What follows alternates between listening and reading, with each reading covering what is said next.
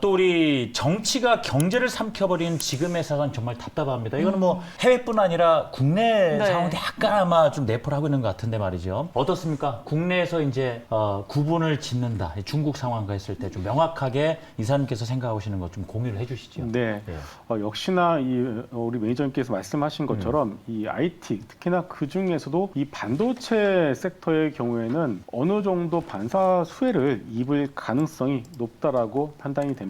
일단 TSMC가 이제 논란의 중심에 올라섰습니다. 내부적으로도 대만 내부적으로 TSMC 원래 12개의 공장을 가지고 있는데 추가적인 공장의 신설을 갖다가 대만이 아니라 해외로 한다고 하자마자 대만 내부에서 야, 우리 대만을 지켜줄 것은 TSMC밖에 없는데 공장을 밖에다 세워버리면 어떡하냐? 안 된다라고 이런 내용들이 좀 나오는 것 같습니다. 그러다 보니까 결국 TS 글로벌 어떤 헤지펀드 같은 경우에는 TSMC 숏, 삼성전자 롱 이런 전략을 세우고서 최근 들어 삼성전자를 강하게 현재 순매수를 해주고 있기 때문에 현재로서는 TSMC에 대한 노이즈 그리고 TSMC가 담당했었던 이 파운드리 결국 시스템 반도체에 대한 부분들을 전 세계 파운드리 업계 2위인 삼성전자가 수혜를 입을 가능성이 이번 중국 독재 체제로 인해서 갑작스럽게 부상이 되었습니다. 네. 이전에는 삼성전자 파운드리 2위를 하고 있습니다만은 어떻게 아무리 삼성전자가 아무리 잘해도 파운드리 어떤 점유율을 늘려갈 수 있을까라는 의구심이 분명히 있었는데 이번 중국의 독재 시진핑 주석의 독재 체제와 이와 관련된 미국과 중국의 갈등으로 인해서 삼성전자 이 파운드리 사업에 대한 비중이 네. 생각보다 빠르게 올라갈 가능성이 있기 때문에 반도체 섹터는 여러분들이 관심 있게 보실 필요가 있겠습니다.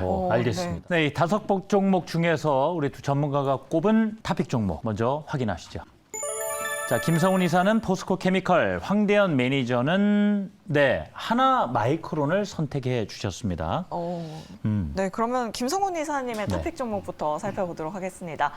포스코 케미칼 좋다 하는 건 알겠는데 주가 상승세가 최근에 너무 무서워요. 네. 그래도 네. 계속해서 가져가 봐도 괜찮을까요? 채팅창에 포켓 부럽다 이런 분들이 있어요. 네, 맞습니다. 참 지금 상황에서 거의 뭐 난세 영웅이 또 포스코 케미칼이 되어가고 있는 것 같습니다. 아니나 다를까 그동안 포스코 케미칼 왜 이렇게 강하지라고 생각을 했었는데 이번에 발표된 실적 정말 어닝 서프라이즈를 발표를 했습니다. 포스코 케미칼 이 퍼가 상당히 높죠. 소위에서 상당히 좀 비싼 종목임에도 불구하고 이 성장주가 뭐 엄청난 QOQ 대기에서 분기별 실적을 보여주기 때문에 지금의 비싼 어떤 주가가 충분히 정당화되어 가고 있는 것 같습니다. 일단 목표 주가 대부분 다 올려놓고 있는 상황이고요. 2024년 이어서 2025년도 실적까지 끌어다가 현재 주가 일단 반영을 시켜서 목표 주가를 올려놓고 있는 상황입니다. 분명 실적과 성장성 두 가지 누가 뭐래도 기스가 나지 않는 이상 현재 포스코 케미칼의 주가는 우상향 할 거라고 저는 생각을 하고 있고요. 더구나 내용적으로 봤을 때도 이 포스코 홀딩스를 통해서 안정적인 원료 수급을 받고 있고 포스코 그룹 전체를 놓고 본다라면은 2차 전지 섹터의 처음과 끝을 마무리를 할 수 있을 정도로 거의 완벽에 가까운 어떤 서플라이 체인을 갖춰놓고 있다는 사실도 최근에도 미중 무역 분쟁, 미중 갈등, IRA 법안 등등 이런 것들을 봤을 때도 포스코 케미칼은 상당히 좋은 대안주가 될 수밖에 없다고 보아야 될 것 같습니다.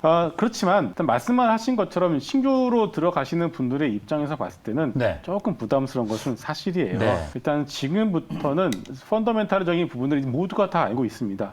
그렇기 때문에 지금부터는 펀더멘탈적인 부분보다는 일단 모멘텀 플레이 영역으로 여러분들이 일단은 2차 전지 섹터를 보실 필요가 있어 보이겠고요. 특히나 오늘 포스코 케미칼은 양극재 이슈로 올라갔는데 에코프로 BM 같은 종목들 LNF는 좀 밀리는 모습이 나왔습니다. 다시 말해서 2차 전지 섹터 내에서도 슬슬 조금 부담을 느끼는 종목들이 하나둘씩 나오고 있다는 것을 우리가 염두에 두고서 여러분들이 포스코 케미칼을 일단 긍정적으로 보실 때 모멘텀 플레이 정도로 일단 여러분들 보시면 좋을 것 같습니다. 탑픽이라서 지금 뭐 바로 들어가자 이런 쪽의 의견은 아니셨던 거예요? 뭐 들어가더라도 좀 조정을 이용해서 보시는 것이 좋을 것 같습니다. 그 외의 종목들도 슬슬 좀 반응을 보이고 있다는 걸 좀 묶어서 보자. 지금 뭐 채팅창에 뭐 계속 가나요? 조정 없이 가나요? 뭐 이런 의견들이 있는데 좀 답이 되셨기를 바랍니다. 자, 이제 다음 종목으로 가봐야 되겠습니다. 이제 나머지 세 종목에 대한 두 분의 의견도 확인해봐야 되는데, 자, 이 코롱 티슈진입니다. 일단 두 분의 의견 확인하죠. 노예요. 자, 우리가 뭐 바로 뭐 신라젠하고 똑같이 비교할 수는 없는 부분이 있지만 신라젠이 지금 거래 재개되고 나서 이튿날까지 상가 2번을 갔었고 3일째 또 튀었다가 좀 내려오는 모습 보였습니다.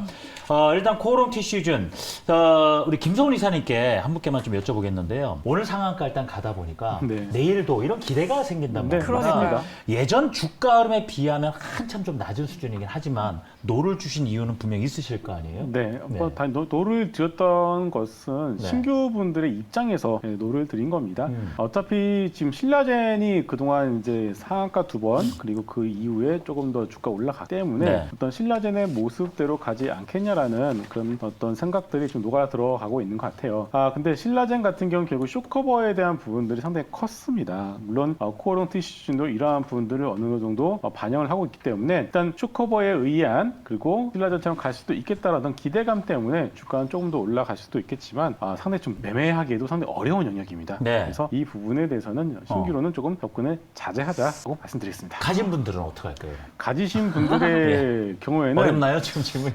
일단은 매수 단가가 중요하겠지만 예. 그래도 저 같은 경우는 어느 정도 왜냐면 인보사에 대한 부분들 다시 제로 베이스 들어갔습니다. 네. 처음부터 다시 미국에서 임장을 하고 있는 만큼 결국 다시 시작하고 있는 상황에서 티슈즈는 어떤 멀티플 갖다가 지는 인보사가 시판 허가됐을 때 어떤 그런 시총을 기대하는 것은 아직은 좀 무리인 것 같습니다. 알겠습니다. 네. 52주 신저가에 늪에 빠져 있는 종목인데요. 자, 과연 이거 있어요. 좋은 날 예스를 주셨네요. 자, 지금 3분기 실적이 일단은 기대치 못 미쳤다. 네. 주가가 좀 많이 흘러내리긴 했는데 말이죠. 이 정도면은 실적 우려가 이후에 뭐 4분기, 내년에 1분기 좀 덜어내도 될지가 결국 중요하지 않을까 싶은데 말이죠. 이사님께 여쭤보죠. 자, 그동안 이제 현대차 주가가 흘러내린 이유에 대해서 우리가 한번 네. 생각을 해볼 필요가 있을 것 같은데요. 일단은 첫 번째로는 내년 경기 침체의 우려감입니다. 테슬라마저도 이제 재고가 빠르게 늘어나고 있는데 하물며 현대차가 잘 버틸 수 있겠냐라는 우려감이 현재 주가에 충분히 반영이 되어가고 있는 것 같고요. 또 하나 이 미국 같은 경우에는 우리나라와는 달리 생각보다 이 리스를 통해서 차를 타시는 분들이 상당히 많습니다. 네. 그런데 잘 아시다시피 금리가 빠르게 인상이 되다 보니까 이 리스료에 대한 부담들을 많이들 좀 느끼시는 것 같습니다. 그러다 보니까 신차 판매가 조금은 더뎌갈 수밖에 없는 것 같고요. 그럼에도 불구하고 최근에 또 세타 엔진에 대한 충당금 이슈가 있었죠. 그런 것들이 다 어우러지면서 52주 신저가를 현재 기록을 하고 있지만 오히려 지금부터는 박스권 아래쪽 하단은 선을 긋고 위에 선을 그어서 어느 정도의 어떤 박스권 플레이는 충분히 가능하다라는 입장입니다. 일단은 현대차의 어떤 투자 포인트는 세타 엔진 즉 내연 기관 차로서 여러분들이 현대차를 볼 필요는 없을 것 같고요. 그리고 이 경기 침체에 대한 우려감 역시도 이미 신차의 인도가 되는 그런 시기가 1년 8개월 정도가 좀 쌓아져 있는 상황입니다. 다시 말해서 지금도 신차를 주문하면은 최소한 1년 8개월 뒤에 받을 수 있는 만큼 내년 실적에 대한 우려감도 우리가 너무 과하게 끌어당겨서 쓰고 있다라고 말씀을 드릴 수 있을 것 같습니다. 그렇기 때문에 환율 피크 아웃에 대한 어떤 외국인 수급에 대한 기대감 그리고 실적의 어떤 저점 가능성을 봤을 때는 지금부터는 오히려 매도보다는 매수 관점으로 여러분들이 현대차를 보시되 다만 앞서 말씀드린 경기 침체에 대한 우려감, 재고에 대한 부분들 이런 것들이 해소되기 전까지는 박스권 하단, 박스권 상단 이 박스권 전략으로 접근을 하시는 것이 좋을 것 같습니다. 예, 알겠습니다.